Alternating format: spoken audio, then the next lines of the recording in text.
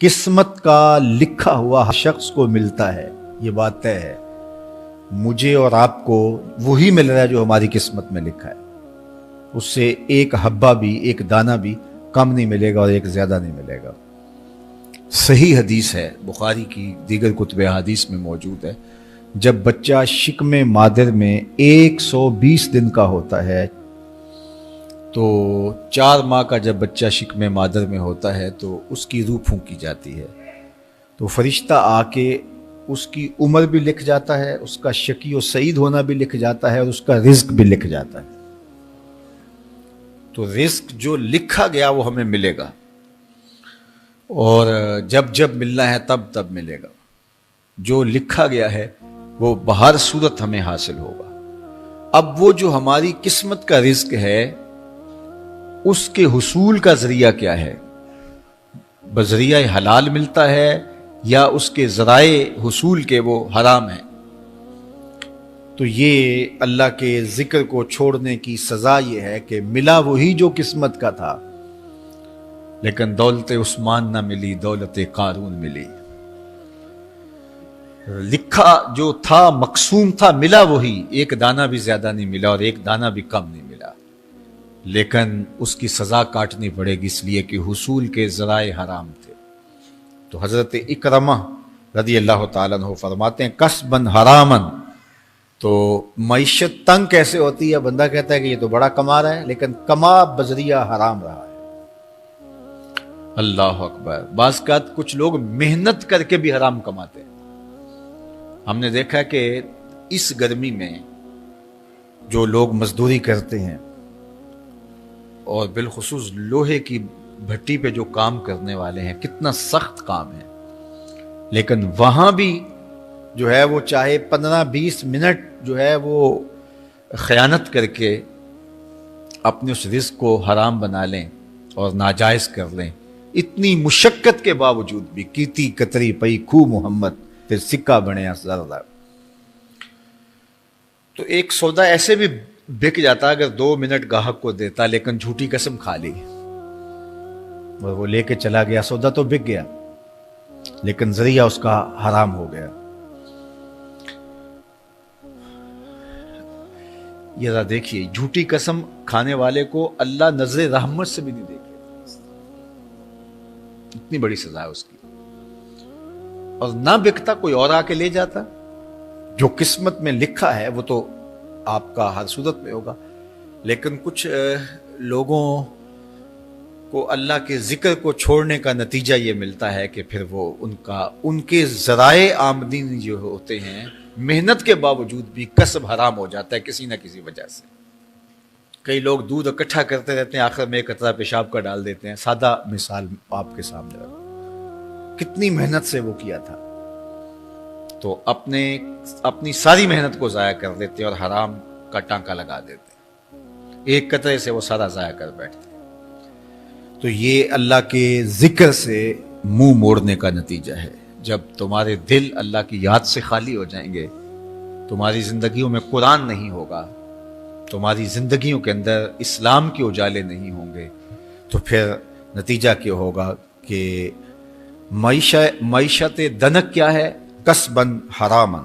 دوسرا معنی کہ تنگ زندگی، تلخ زندگی، جو حضرت عبداللہ ابن عباس سے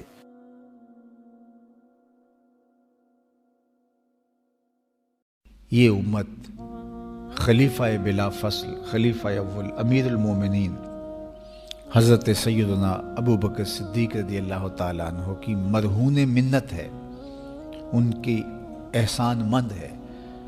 اقبال نے کہا تھا امن الناس بر مولائے ما، کلیم اول سینائے ما، ہستی او کشت ملت راچوں ابر، ثانی اسنین و غار و بدر و قبر۔ کہتے ہیں کہ وہ شخص جس نے ہمارے آقا و مولا پہ سب سے زیادہ احسانات کیے، اور میرے آقا کریم نے ارشاد فرمایا میرے اوپر جس نے بھی کوئی نیکی کی میں اس کا بدلہ چکا دیا دنیا پر ہی، لیکن ایک ابو بکر ایسے ہیں جن کی نیکیوں کا بدلہ قیامت کے دن رب ہی چکائے گا۔ یہ حضور علیہ السلام نے ارشاد فرمایا۔ اور پھر فرمایا ما نفعنی مال احد قط، ما نفعنی مال ابی بکر مجھے کسی کے مال نے اتنا نفع نہیں دیا جتنا ابو بکر کے مال نے نفع دیا. اپنا سب کچھ حضور کی راہوں میں نچھاور کر دیا. مال پیش کیا، جان پیش کی، اولاد پیش کی، وقت دیا، ایک ایک سانس حضور کے نام کر دی. کہتے ہیں حضور علیہ السلام کا سایہ نہیں تھا، لیکن ابو بکر رضی اللہ تعالیٰ عنہ سایہ بن کے حضور کے ساتھ رہے، سائے کی طرح حضور کے ساتھ رہے. بدر کے ساتھی، حضر کے ساتھی، سفر کے ساتھی، غار کے ساتھی، حد ہو گئی مزار کے ساتھی. اللہ اکبر. ایک دن حضور ایسے نکل رہے ہیں مسجد نبوی سے تو کوئی لوگ داخل ہو رہے تھے، تو حضور کے دائیں ہاتھ میں ابو بکر کا ہاتھ تھا، بائیں میں حضرت عمر کا ہاتھ تھا. تو حضور ایسے دونوں کے ہاتھ پکڑ کے باہر نکل رہے تھے، تو کسی کو اندر آتے دیکھا تو اس کو دیکھ کر کے کہا قیامت کے دن ہم قبروں سے یوں ہی اٹھائے جائیں گے. میرے دائیں ہاتھ میں ابو بکر کا ہاتھ ہوگا، بائیں ہاتھ میں عمر کا ہاتھ ہوگا. اللہ اکبر. سیدہ کہول اہل الجنہ، جنت کے بوڑھوں کا سردار کہا. ابو بکر فی الجنہ، جنت کی بشارت دی. عشرہ مبشرہ میں سے پہلا نام حضرت ابو بکر رضی اللہ تعالیٰ عنہ کا ہے. فرمایا میرے 2 وزیر آسمان پہ ہیں، 2 وزیر زمین پہ ہیں. آسمان پہ میرے 2 وزیروں کا نام جبرائیل و میکائیل ہے، اور زمین پہ اوپر میرے 2 جو وزیر ہیں، ایک کا نام ابو بکر ہے، ایک کا نام عمر ہے. تو کیا شان ہے حضرت ابو بکر صدیق رضی اللہ تعالیٰ. ہر نبی کا صحابی عظمتوں کے معراج پہ ہے، لیکن جو شان حضور کے اس جان نثار کو دی گئی ہے، اللہ اکبر. قرآن نے بھی کہا نا وَثَانِيَ اثْنَيْنِ إِذْ هُمَا فِي الْغَارِ. اللہ اکبر. 2 میں سے دوسرا. اللہ اکبر. جب وہ غار میں تھے، 2 میں سے دوسرا. اس لفظ کی خوبصورتی ملاحظہ کیجئے. 2 میں سے دوسرا. حضرت عمر کہا کرتے تھے، حضرت صدیق اکبر کا ذکر کرتے ساتھ رو پڑتے اور کہتے کہ ابو بکر میری ساری زندگی کی نیکیاں لے لیں، وہ غار والی ایک نیکی مجھے دے دیں.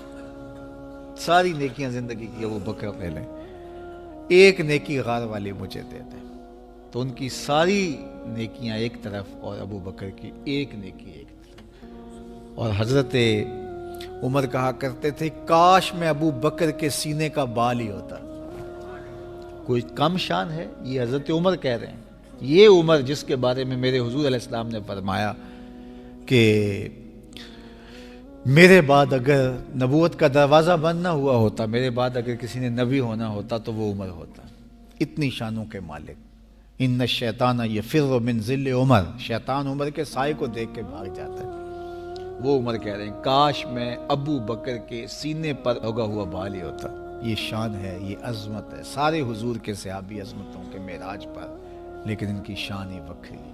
کسی پنجاب شاعر نے کہا کہ سارے یار نبی دے سونے، نہیں کوئی اینا یاراں ورگا، نہ کوئی ہویا نہ کوئی ہوسی، اینا جان نثاراں ورگا، نہ اس دھرتی پیدا کیتا، اینا یاراں ورگا، اعظم شان صدیق کی دساں اکو یار ہزاراں ورگا.